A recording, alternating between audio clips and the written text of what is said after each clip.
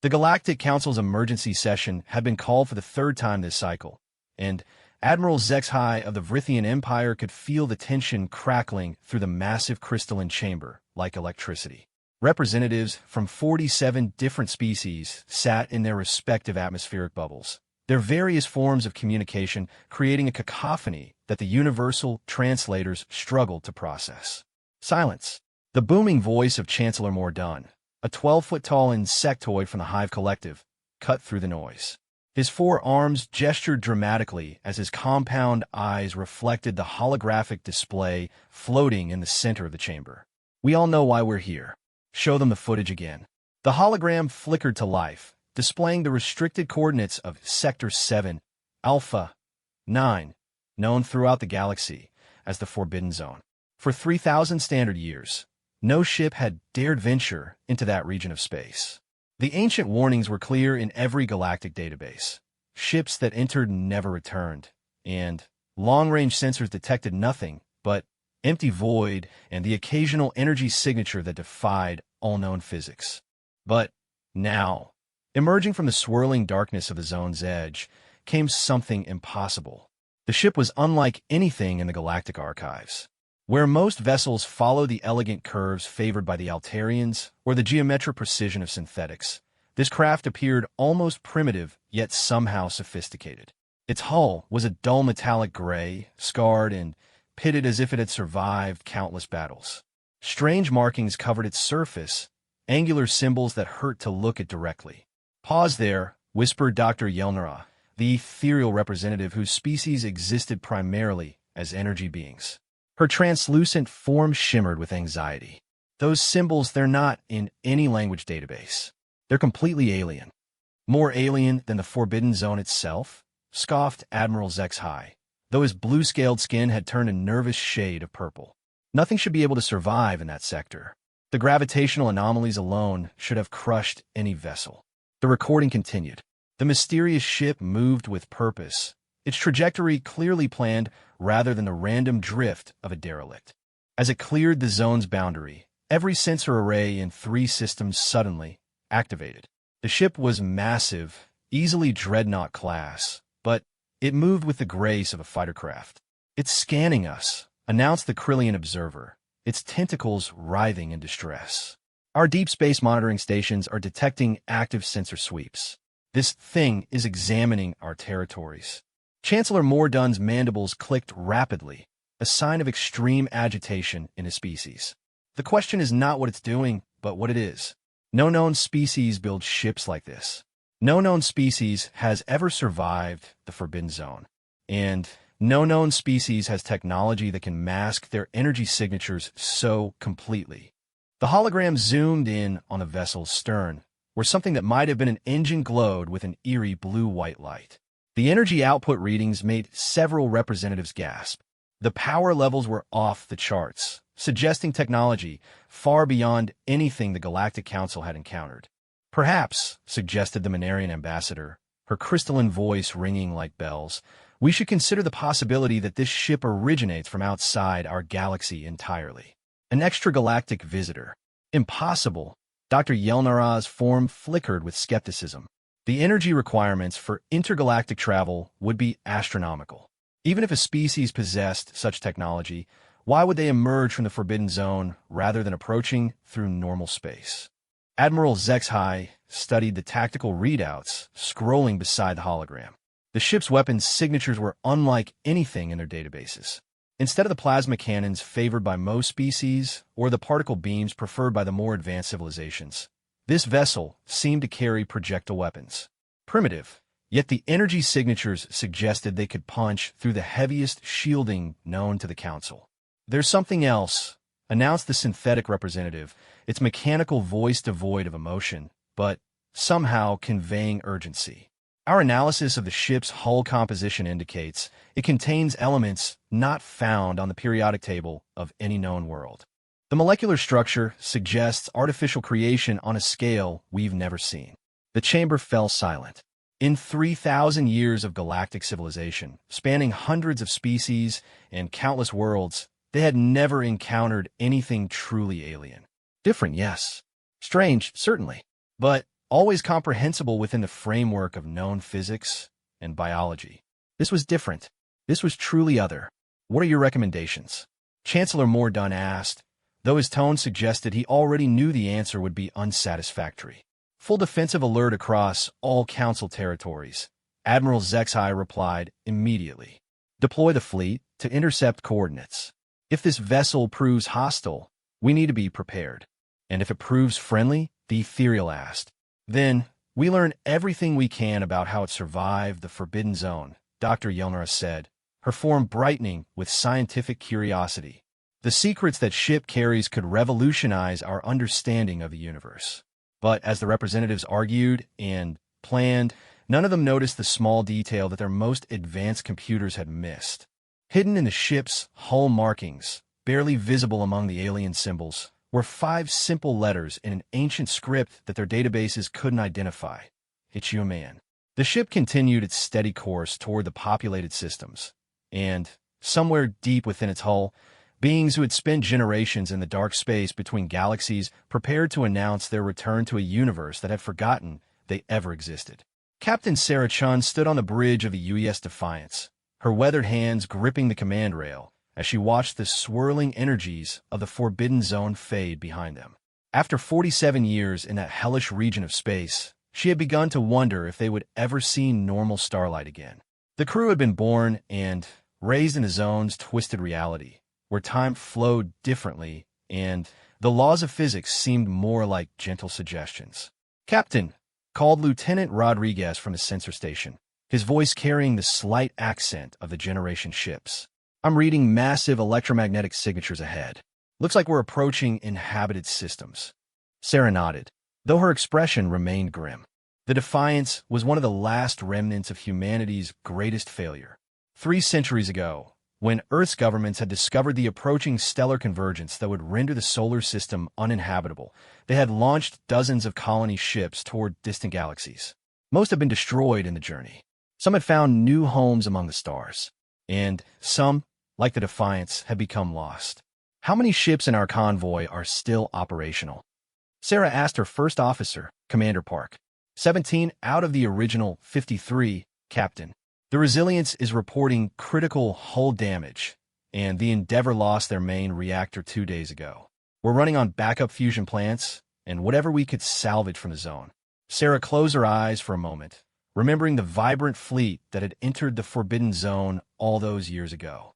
They had been fleeing the destruction of their colony world, Kepler 442b, when the alien entity, known only as the Devourer, had consumed their entire system.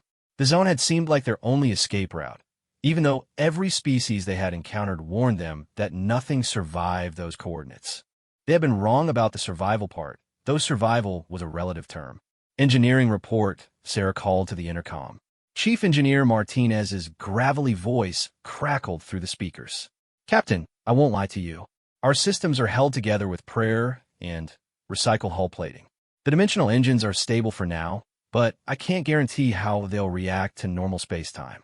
We've been running on zone physics for so long, our ships might not even be compatible with standard reality anymore. That was the heart of their problem. The Forbidden Zone hadn't just been a hiding place. It had changed them. The strange energies that pervaded that region of space had forced humanity to adapt in ways their original designers never intended.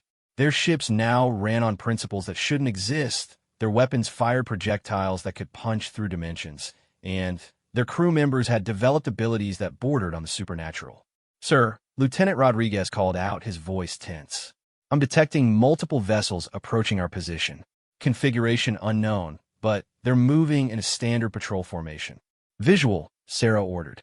The main screen flickered to life, showing a fleet of sleek vessels approaching from multiple vectors. The ships were beautiful in their alien elegance, with smooth curves and gleaming hulls that reflected starlight like jewels. Compared to the battle-scarred, jury-rigged appearance of the human convoy, they looked like works of art. They're hailing us, reported Communications Officer Davis. Multiple frequencies, multiple languages. Our translation matrix is trying to parse it, but these languages aren't in our databases. Sarah wasn't surprised. Humanity had been isolated in the zone for nearly 50 years.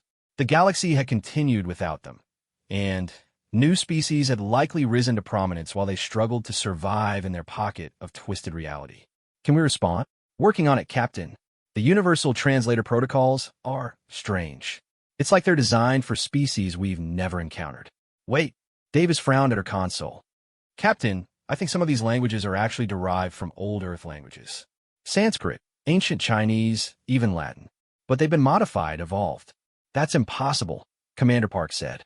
Humans never made it this far into the galaxy. Our colony ships were lost centuries ago. Sarah felt a chill run down her spine. She had studied the records of the original Earth exodus extensively. Dozens of colony ships had been launched, but none had been expected to reach this region of space. Yet here were aliens speaking derivatives of human languages, suggesting contact with humanity had occurred at some point in the distant past. Sir, Rodriguez called out urgently. The alien fleet is powering weapons. Energy signatures are off the charts. These aren't standard plasma cannons. There's something else entirely. Sarah made a quick decision. Davis, send a response on all frequencies. Tell them we're refugees seeking safe passage. Emphasize that we're not hostile. Captain. As the message transmitted, Sarah studied the approaching fleet more carefully. The ships were massive, easily outgunning the human convoy by a factor of 10. But there was something familiar about their design philosophy, something that reminded her of the old Earth fleet vessels she had studied in the archives. Captain, Davis said slowly, I'm receiving a response. They're demanding we identify ourselves and explain how we survived transit through the Forbidden Zone. They seem shocked that we're here. Tell them we're the survivors of the UES colonial expedition from Earth system. We've been in the zone for 47 years, and we're seeking refuge. There was a long pause as the message transmitted. Then, Davis turned to Sarah with an expression of complete bewilderment. Captain, they're asking us to prove our humanity. They want us to transmit genetic markers and cultural identifiers. They're saying, she paused, checking her translation matrix, they're saying that humanity is extinct, that Earth was destroyed 300 years ago, and no human colony ships were ever confirmed to have survived the journey to other galaxies. Sarah felt the bridge go silent around her. 300 years. That would place Earth's destruction right around the time of the stellar convergence, exactly when their own colony had departed. Davis, ask them what they know about the fate of humanity, and find out what species they are. As the communications officer worked, Sarah stared at the alien fleet surrounding them. If these beings knew about humanity's extinction, if they had records of Earth's destruction, then the implications were staggering. Either these aliens had been present during humanity's final days, or they had inherited information from someone who was. The response came back quickly, and Davis's face went pale as she read it. Captain, they're identifying themselves as the Galactic Council. They say they're a confederation of 47 species, and they have extensive records about something called the lost human civilization. They want to know how we survived when all the other human colonies were confirmed destroyed by something called the Great Devourer. Sarah's blood turned to ice. The Devourer, the entity that had consumed their home system and forced them to flee into the Forbidden Zone. These aliens knew about it, which meant either they had fought it themselves, or they had inherited the records from someone who had. There's more, Captain, Davis continued. They're saying that human technology and culture have been preserved in their archives. They call it the Foundation Protocols, and, apparently, it forms the basis of their entire civilization. The bridge fell silent as the implications sank in. Somewhere in the galaxy, humanity's legacy had survived even though humanity itself had supposedly perished. These aliens had built their society on human foundations, yet they believed humans were extinct. Sarah looked at her crew, saw the mix of hope and fear in their eyes. They had survived the unsurvivable, emerged from a zone that was supposed to be certain death, and now they found themselves in a galaxy that remembered humanity, but thought they were all dead. Davis, she said quietly, tell them we'd like to arrange a meeting. It seems we have a lot to discuss. The neutral meeting station that the Galactic Council hastily constructed at the edge of the Kepler sector was a marvel of cooperative engineering. In less than 48 hours, 7 different species had contributed technology to create a space station capable of housing both the mysterious human survivors and the diverse representatives of the Council. Captain Sarah Chun walked through the docking tube, connecting the Defiance to the station, her small diplomatic party following behind her. Commander Park, Dr. Elizabeth Hayes, their chief xenobiologist, and Chief Engineer Martinez accompanied her, each chosen for their specific expertise. The artificial gravity felt strange after so many years in the zone where physics behaved differently. The atmosphere is Earth normal, Dr. Hayes commented, checking her scanner. Oxygen-nitrogen mix, standard temperature, and pressure. Either they've done extensive research on human requirements, or they've been prepared for this possibility for a long time, Sarah finished. That thought had been bothering her since they received the Council's detailed environmental specifications for the meeting. The airlock cycled open, revealing a reception chamber that took Sarah's breath away. The space was enormous, with a vaulted ceiling that displayed a real-time view of the stars outside. But what struck her most were the walls, which were covered in what appeared to be human art and artifacts. She recognized reproductions of famous paintings, sculptures, and even what looked like pieces of technology from Earth's golden age. "Welcome, survivors of humanity," a melodious voice said. Sarah turned to see a delegation of beings unlike anything she had imagined. The speaker was tall and graceful, with pale blue skin and elongated limbs. Her features were almost human, but refined in ways that suggested either genetic modification or parallel evolution. "I am Dr. Yelnara of the Ethereal Collective," the being continued. "We have been preparing for this moment for over 2 centuries. "Preparing?" Sarah asked. "You expected us?" "Not specifically," answered a second figure stepping forward. This one was clearly artificial, a synthetic being whose design aesthetic was both advanced and somehow nostalgic. "I am Unit Designation Prometheus 7, representing the Synthetic Alliance. We have maintained what you might call a contingency protocol based on incomplete human records that suggested some colony ships might have survived in deep space." Sarah exchanged glances with her team. These beings were not just familiar with humanity.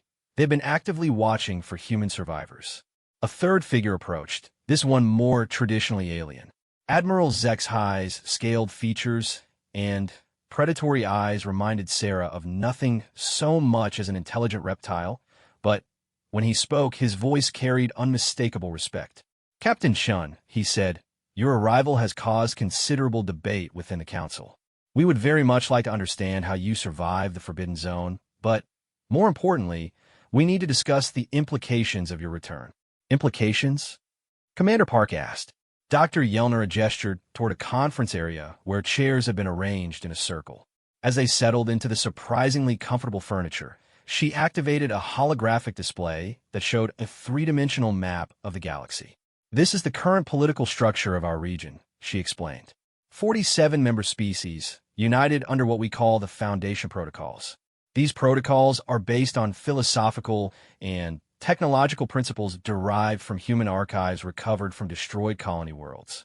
Sarah stared at the display. Thousands of star systems, hundreds of inhabited worlds, all organized according to principles developed by her own species.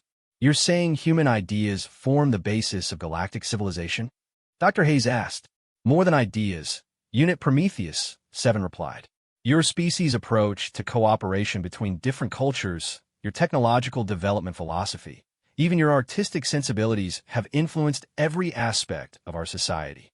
We call humanity the foundation species because their legacy became the foundation upon which everything else was built." Admiral Zexhi manipulated the display, zooming in on several systems marked in red.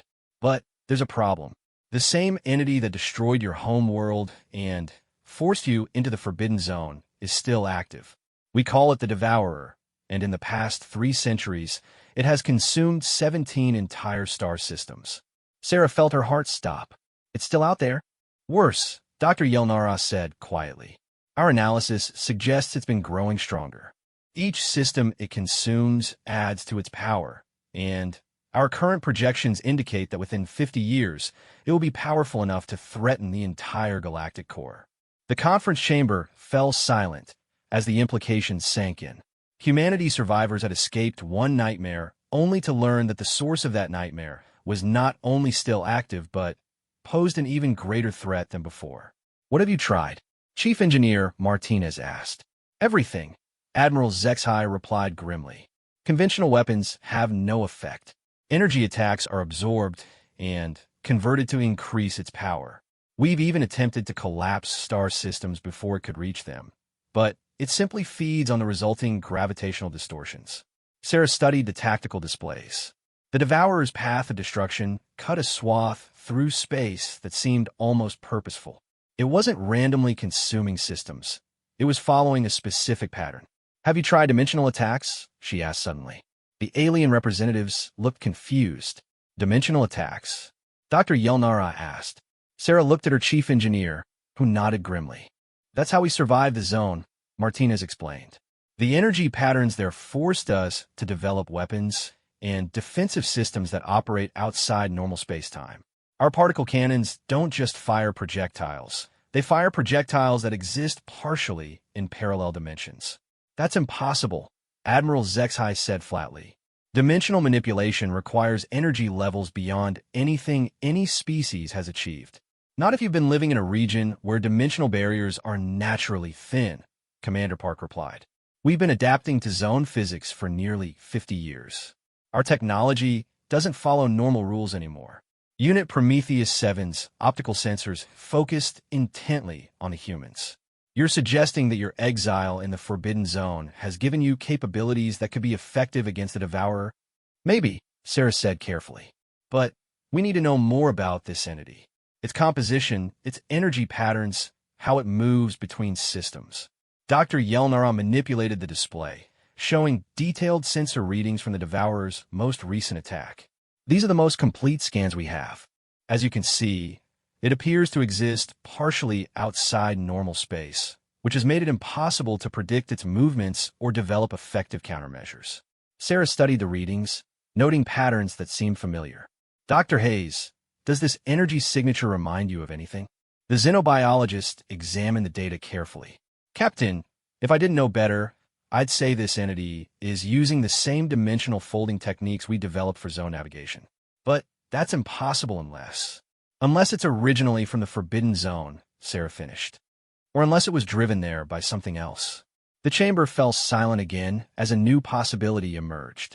What if the Devourer hadn't been chasing humanity into the zone?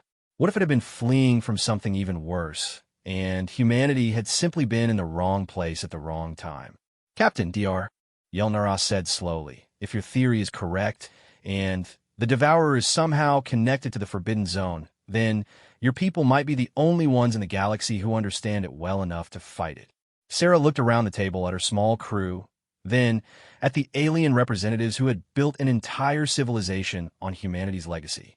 The weight of responsibility was overwhelming, but there was something else. For the first time in 50 years, humanity had a purpose beyond mere survival. "We'll need to examine our archives," she said finally, "and we'll need access to your records of the Devourer's attacks. If there's a connection to the zone, we'll find it." Admiral Zexhai leaned forward. "And if you can find a way to stop it?" Sarah met his gaze steadily.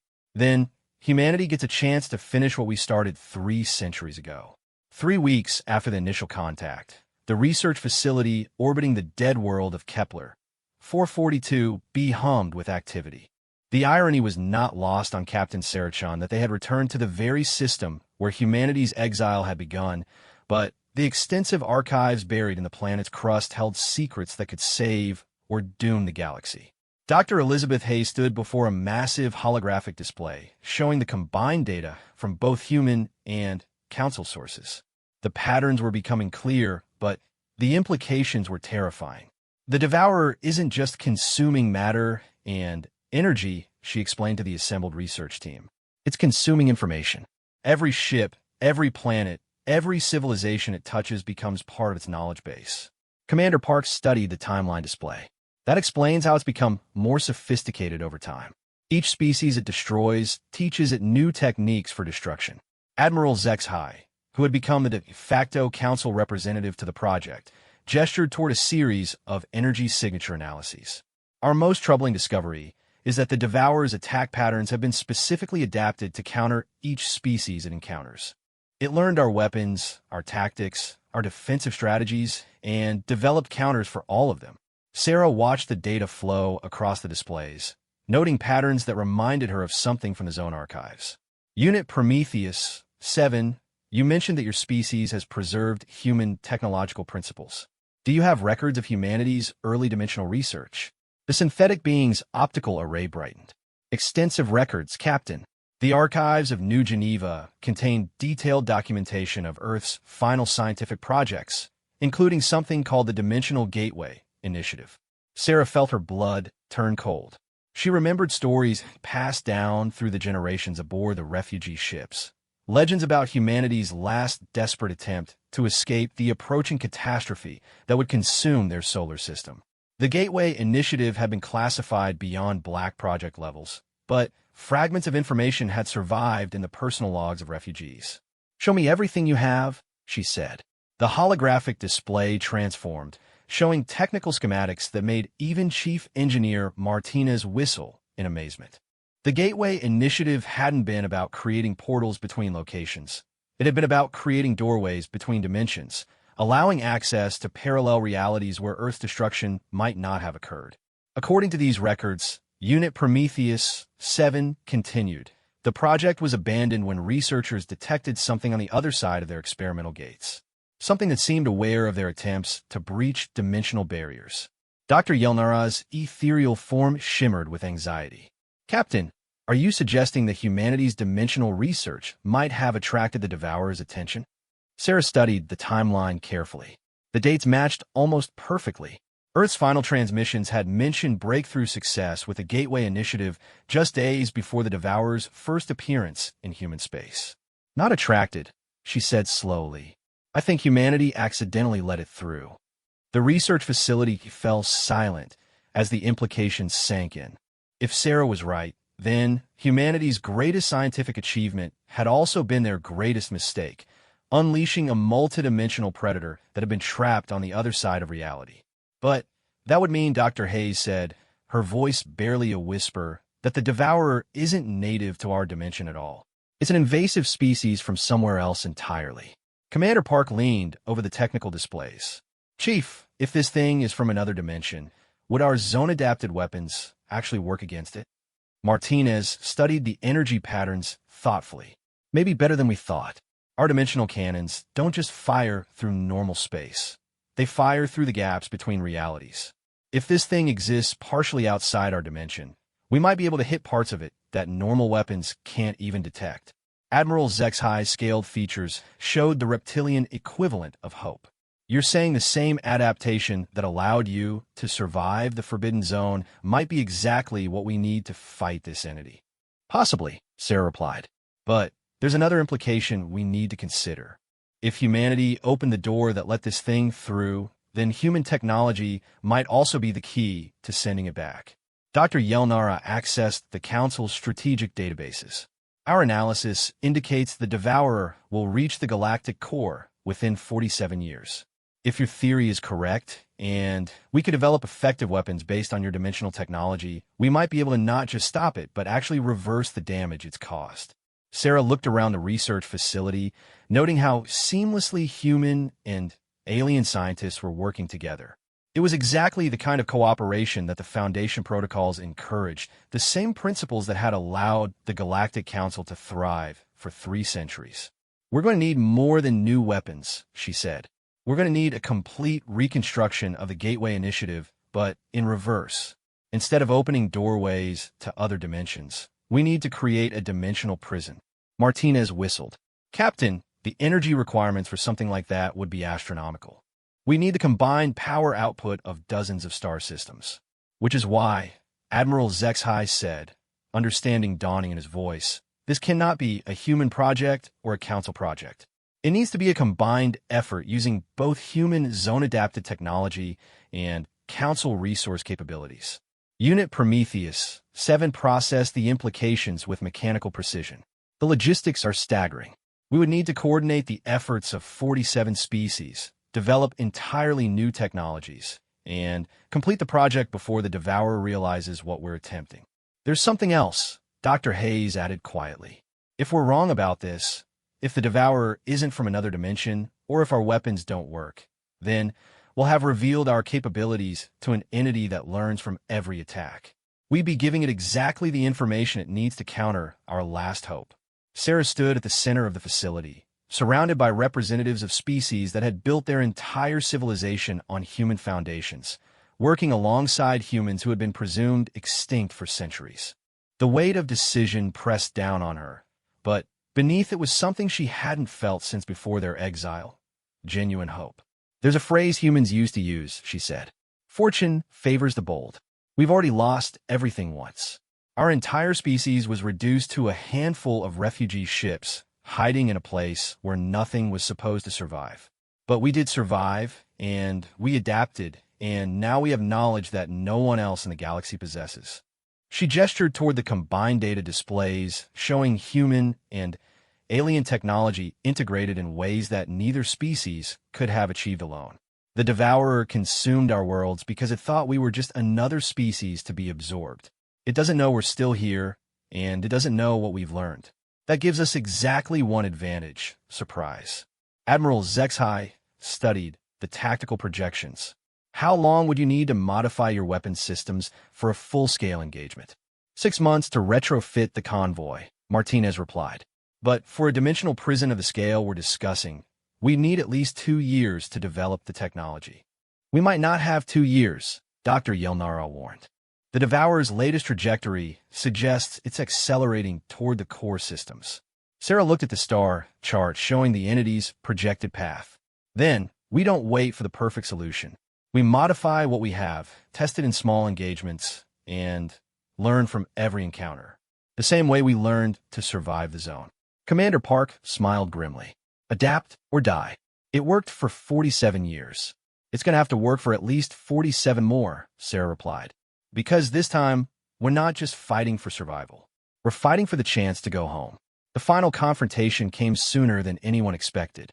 3 months after the research project began, long-range sensors detected the Devourer's approach toward the Centauri cluster, home to 12 billion sentients across 14 worlds. The entity had somehow accelerated its consumption pattern, growing larger and more powerful with each system it absorbed. Captain Sarah Chun stood on the bridge of the Defiance, but the ship bore little resemblance to the battle-scarred refugee vessel that had emerged from the Forbidden Zone. Working with Council engineers, the human convoy had been transformed into something unprecedented: a hybrid fleet combining zone-adapted dimensional technology with the most advanced defensive systems the galaxy could produce. "Fleet status report," she called to Commander Park. "All 17 human vessels reporting ready, Captain. Council reinforcements are moving into position. 230 ships from 23 species. Admiral Zexhai confirms the dimensional anchor stations are online and ready for activation." Through the view screen, Sarah could see the assembled armada. It was the largest combined fleet in galactic history, representing every major species in the Council. But she knew that conventional tactics would fail against the Devourer just as they had failed for 3 centuries. "Dr. Hayes, what's our latest analysis on the target?" The xenobiologist's voice was tense as she reported from the science station. "The entity has grown approximately 30% since our last encounter. Energy signatures indicate it's now large enough to consume an entire star system in less than 6 hours. But, Captain, there's something else. Our dimensional scanners are detecting spatial distortions around the entity that match theoretical predictions for transdimensional breaches." Sarah nodded grimly. Their theory was proving correct. The Devourer existed partially outside their reality, which explained why conventional weapons had no effect. But it also meant their zone-adapted weapons might be the only thing that could reach it. "Captain," Chief Engineer Martinez called from his station, "I'm reading massive gravitational distortions at the edge of the system. The Devourer is beginning its approach." The main view screen switched to long-range sensors, showing something that defied easy description. The Devourer appeared as a dark mass that seemed to bend space around itself, creating distortion effects that hurt to look at directly. As it moved, stars dimmed, and space itself seemed to unravel in its wake. "All ships, this is Admiral Zexhai," came the transmission from the Council flagship. "Execute formation pattern Alpha. Human vessels, you are authorized to engage at will. The rest of the fleet will provide covering fire and dimensional anchor support." Sarah took a deep breath. Everything they had learned in 50 years of survival in the Forbidden Zone would be put to the test in the next few hours. Martinez, bring dimensional cannons online. Hayes, monitor the entity's transdimensional signatures. Park, coordinate with the fleet. The Defiance moved forward, leading the human convoy in an attack pattern that would have been suicidal against any conventional enemy. Instead of trying to avoid the Devourer's gravitational effects, they flew directly into the distortion field, using their zone-adapted navigation systems to maintain course while reality twisted around them. Firing dimensional cannons, Martinez announced. The human fleet opened fire simultaneously, their weapons creating brilliant streaks of energy that seemed to fold space around themselves. Unlike the plasma beams and particle cannons of the Council ships, these projectiles didn't travel through normal space. They existed partially in parallel dimensions, allowing them to strike targets that conventional weapons couldn't even detect. The effect was immediate and dramatic. For the first time in centuries, the Devourer reacted to an attack. The dark mass writhed and pulsed, its previously smooth consumption process disrupted as the dimensional projectiles tore through parts of its transdimensional structure. Direct hits confirmed, Dr. Hayes reported excitedly. The entity's mass is actually decreasing.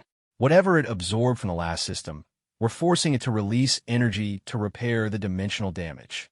But the Devourer's response was swift and terrifying. The entity suddenly accelerated directly toward the human convoy, its gravitational field intensifying to crush anything in its path. Traditional vessels would have been destroyed instantly, but the zone-adapted ships rode the gravitational waves like surfers on an ocean storm. All human vessels, execute evasive pattern delta, Sarah ordered. Keep firing, but don't let it get a lock on your dimensional signatures. The battle became a deadly dance between predator and prey. The human ships used their unique capabilities to stay just ahead of the Devourer's attacks, while continuously striking at its transdimensional structure. Meanwhile, the Council fleet maintained their position around the system's edge, their dimensional anchor stations working to prevent the entity from escaping back into parallel space. Captain, Dr. Hayes called urgently. I'm detecting something else. The dimensional damage we're inflicting is creating resonance patterns. The entity isn't just losing mass, it's losing cohesion. Parts of it are being pulled back into its original dimension.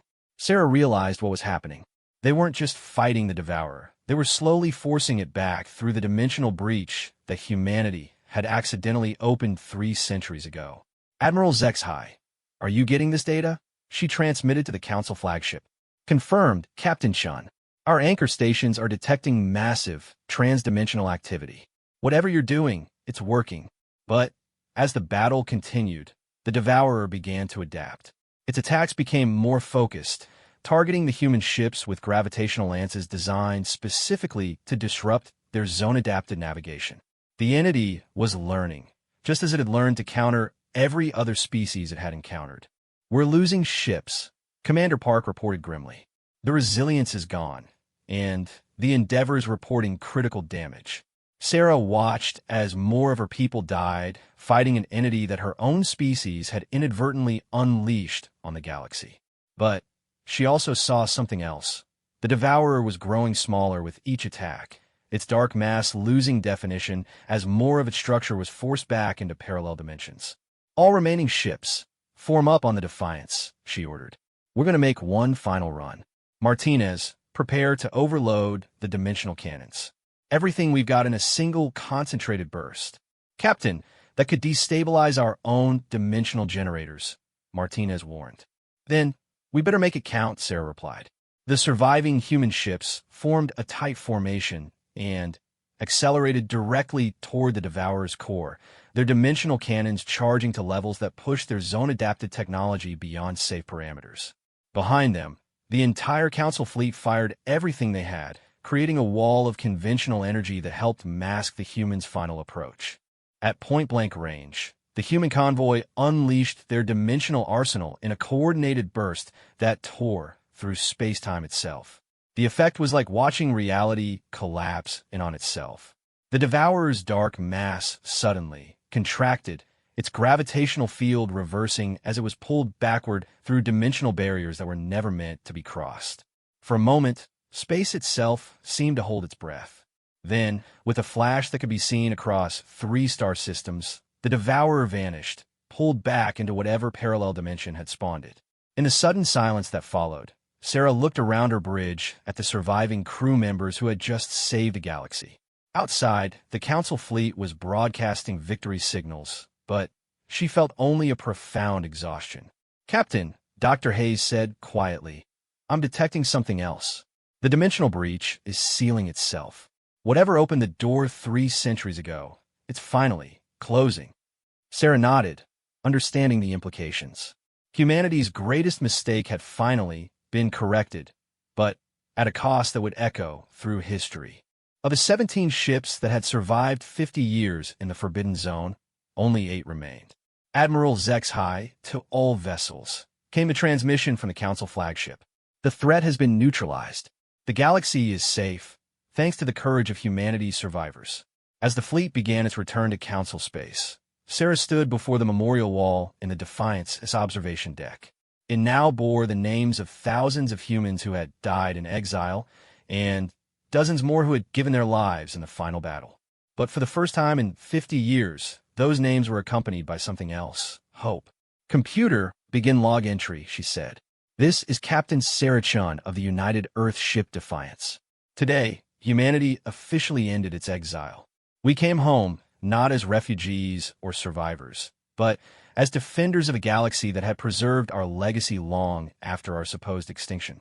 The Foundation protocols that guided galactic civilization were based on human principles, and today those principles prove their worth." She paused, looking out at the stars that no longer held the threat of an interdimensional predator. "We don't know what the future holds, but for the first time since Earth's destruction, humanity has a place in the galaxy again. Not as a lost species, but as partners in a civilization we helped create. The long exile is over." Outside the viewports, the lights of 1,000 Council ships escorted the human survivors home, fulfilling a promise that had been 3 centuries in the making. Humanity had returned to reclaim their place among the stars, and the galaxy was better for it.